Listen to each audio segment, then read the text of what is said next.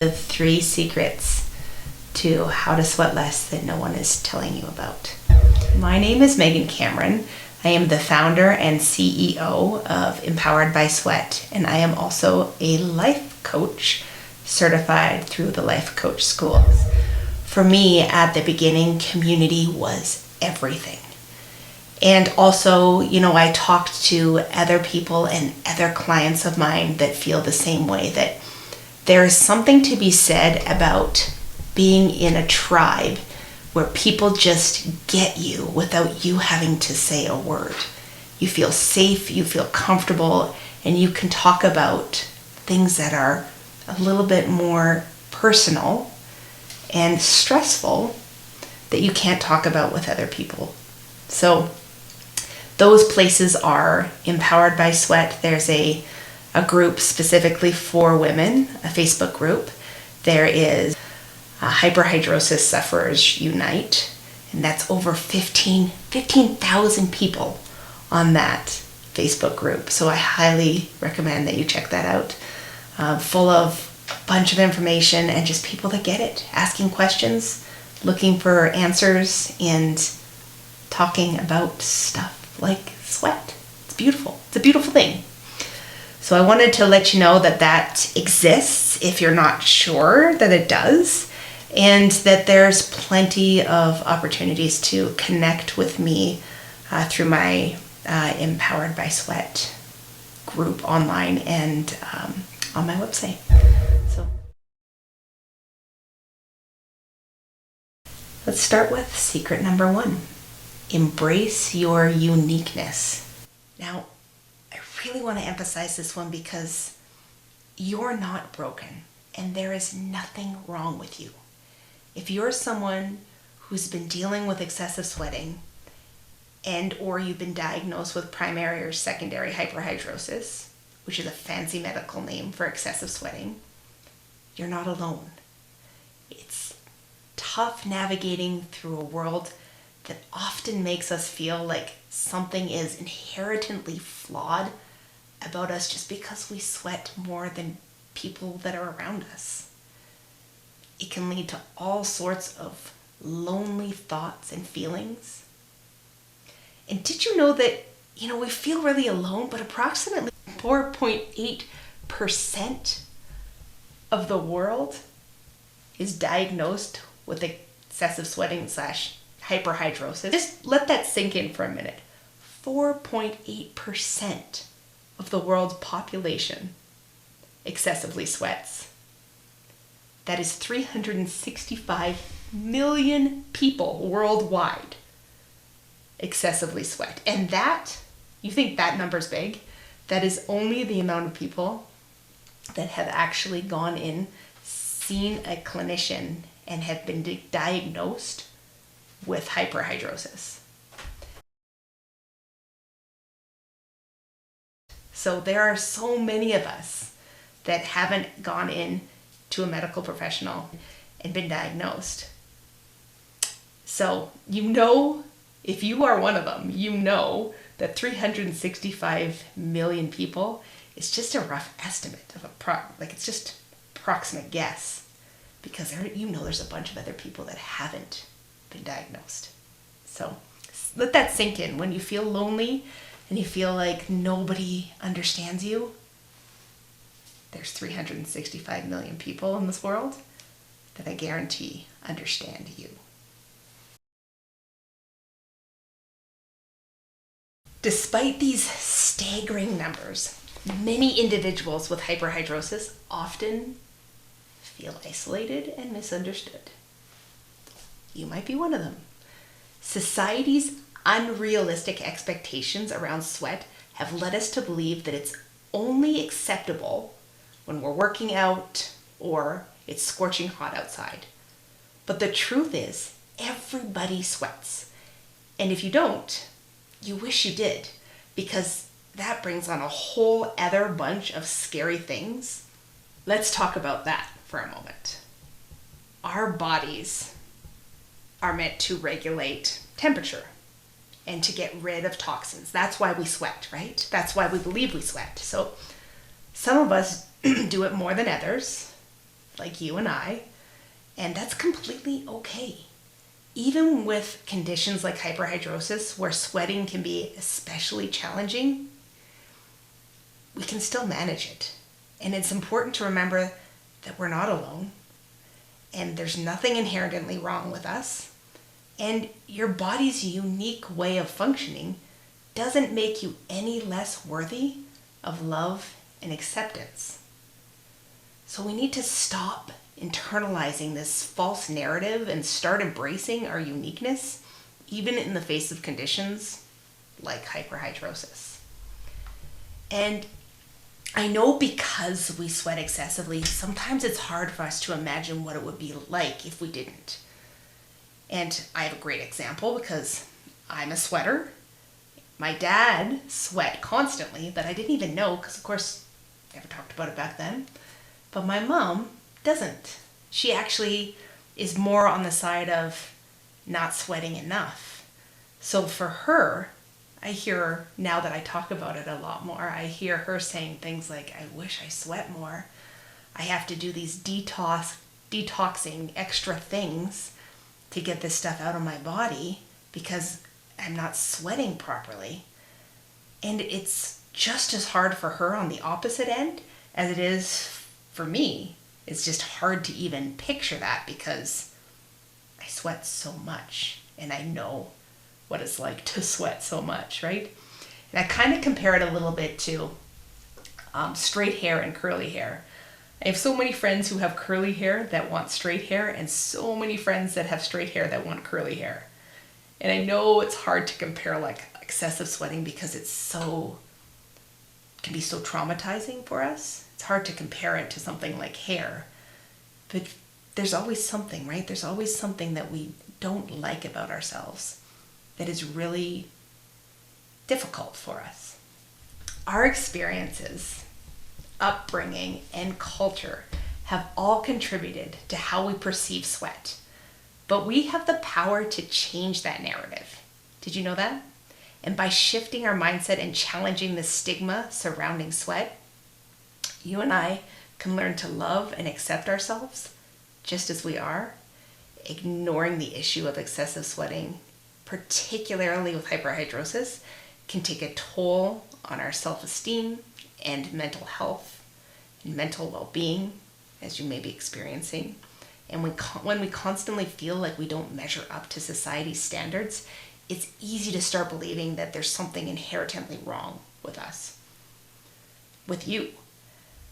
But that couldn't be further from the truth. And instead of trying to fix ourselves to fit into society's narrative, let's celebrate our bodies and all the amazing things that they do for us by embracing our uniqueness, including our conditions like hyperhidrosis, excessive sweating, and refusing to let sweat define us. You can cultivate a sense of compassion and acceptance for ourselves and for others.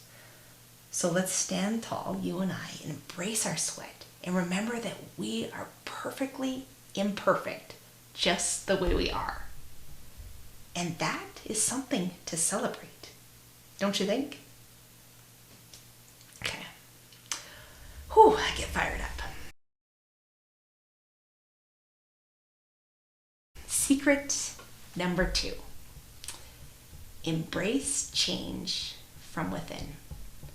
And that reminds me of a beautiful quote that I heard a long time ago from Donald Walsh, and that really stuck with me. And that is, if you don't go within, you go without. You might think that your sweating is set in stone because it's been that way for as long as you can remember, puberty, and it's due to a medical condition. But this belief can hold you back from finding solutions or asking for help.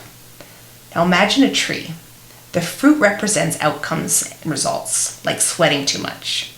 We often focus on the fruit without tending to the roots. To change, we need to target the roots, not just the visible outcomes/results, but by obsessing over the problem, like sweating, we can make it worse. And sometimes we get stuck in a rut and ignore our inner voice urging us to grow. But there's hope, and understanding how our brain works can help us navigate challenges better. We're wired to seek pleasure and avoid pain. That's because we're human and we have human brains. And that can hold us back from trying new things. Society often pressures us to fit in, but real growth comes from stepping outside of our comfort zones. I want to expand on this because if you think about a tree of life, and the fruit on this beautiful tree, right? If you look at this fruit, it's your results, right? If you look at this and all you notice is how rotten the tree or the fruit is on the tree, how they're too big, too small, too dry, too wet, and constantly notice what's wrong with the fruit, and then you try to change the fruit, you can't change how that fruit had grown. But what you can change is how the fruit in the future will grow, your results in the future. You can change those. And in order to do that, you need to not focus on the fruit that's in front of you, the results that are in front of you. You need to focus on what caused those results and changing the roots so that you don't produce more of the same results, more of the same fruit that you don't like. So I love analogies like that. The powerful tool is recognizing that life has both good and bad moments. It's 50-50. Embracing this balance can set us free from unrealistic expectations. Another tool is the self-coaching model, which shows you how your thoughts shape your feelings and actions. And by understanding this, you can take control of your life. Processing emotions is also crucial. Instead of avoiding them, we should acknowledge and accept them. And learning to manage those emotions we have when we sweat, such as embarrassment, anxiety, we all know too well, can actually reduce how much we sweat. It helps build up the capacity in our nervous systems to deal with hyperhidrosis or any mental discomfort that it may cause. Lastly, true confidence comes from being okay with feeling any emotion, even discomfort, knowing it's part of growth. And with these tools, we can break free from limitations and unlock your full potential, even when it comes to sweating less.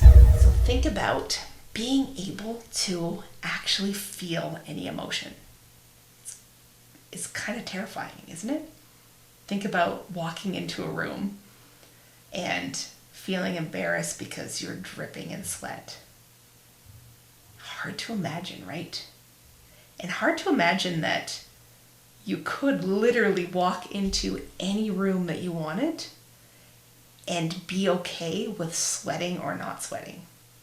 Like, either way, you feel the same, because the worst thing that can happen is an emotion. It's crazy, eh? But it's possible. And in order to do that,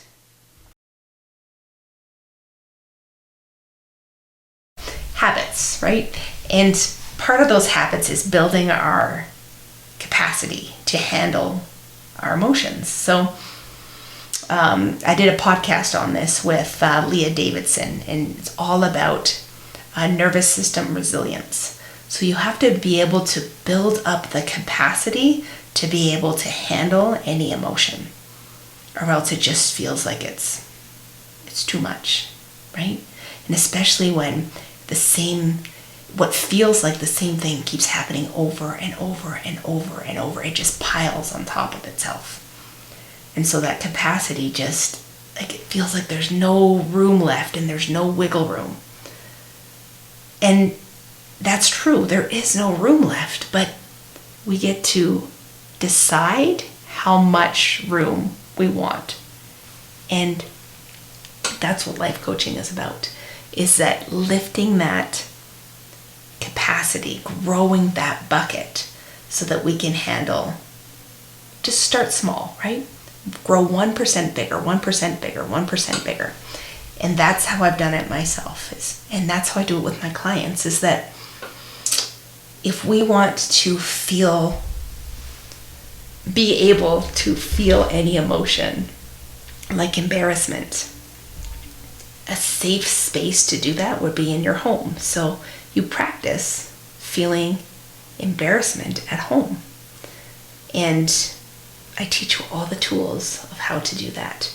But an example is, for me, I started with wearing a shirt. So wearing colors, not just wearing a shirt, but colors like this, green, right?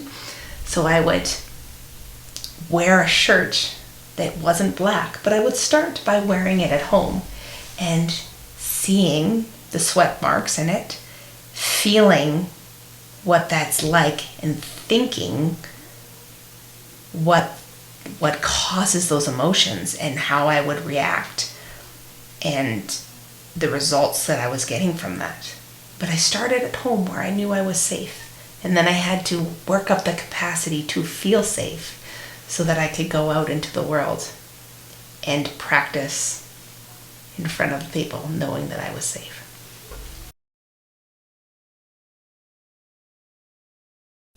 Secret number 3, embrace your worth for a better life. I love this one. You deserve a better life no matter what it takes. If excessive sweating has been holding you back, it's time to reclaim control. Despite the belief that sweating is unchangeable, there's hope.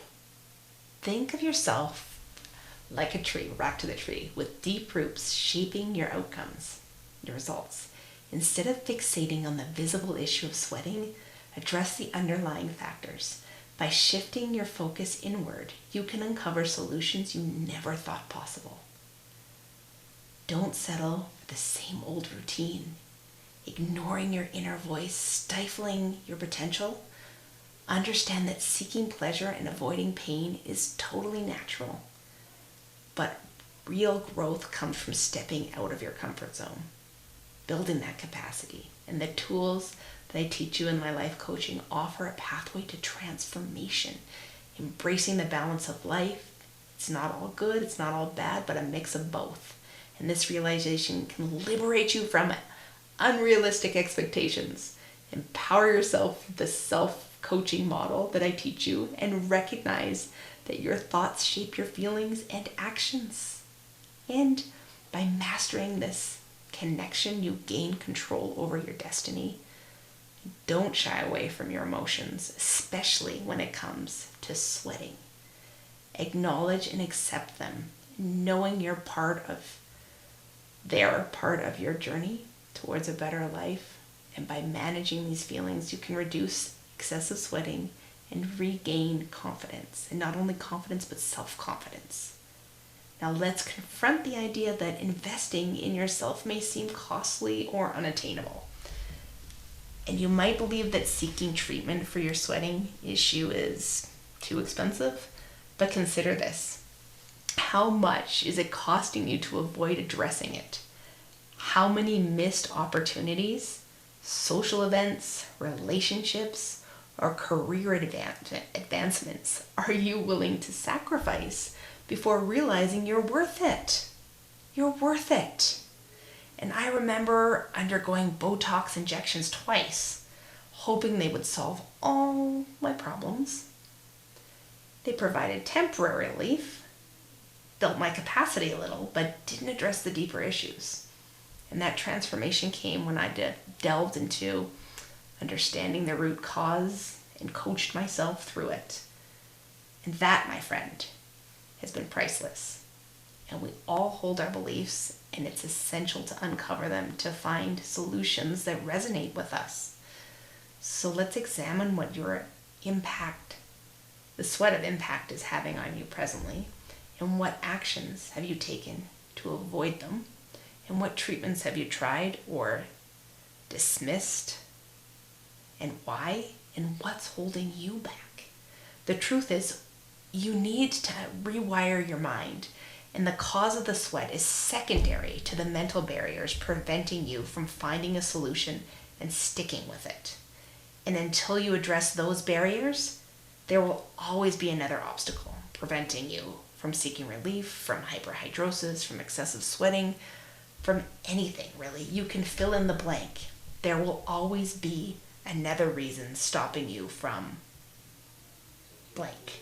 From excessive sweating, stopping you from losing weight, stopping you from being in a relationship.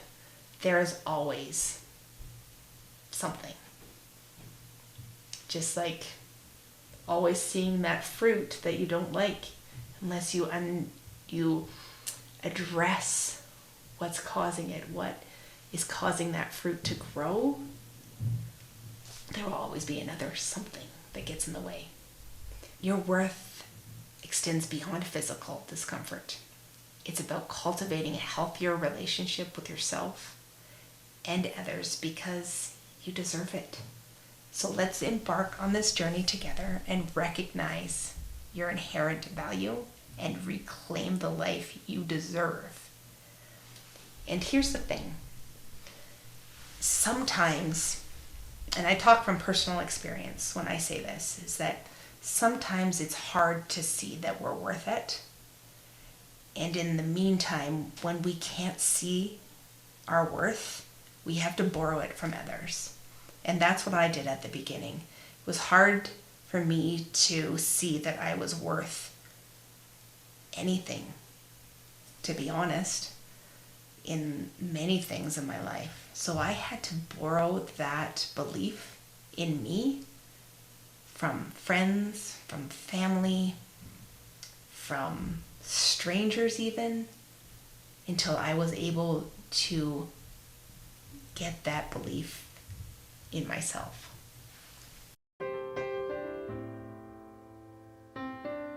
And if you're tired of feeling like sweating controls your life, it's time to take action. In a mini coaching session, I'll explore with you the unique challenges that you are facing with sweating and develop a personalized strategy to help you sweat less and live more confidently. And together, we'll navigate through the river of misery and empower you to embrace your worth for a better life. Don't let sweating hold you back any longer. Schedule your mini session with me today and take the first step towards a brighter, sweat-free future.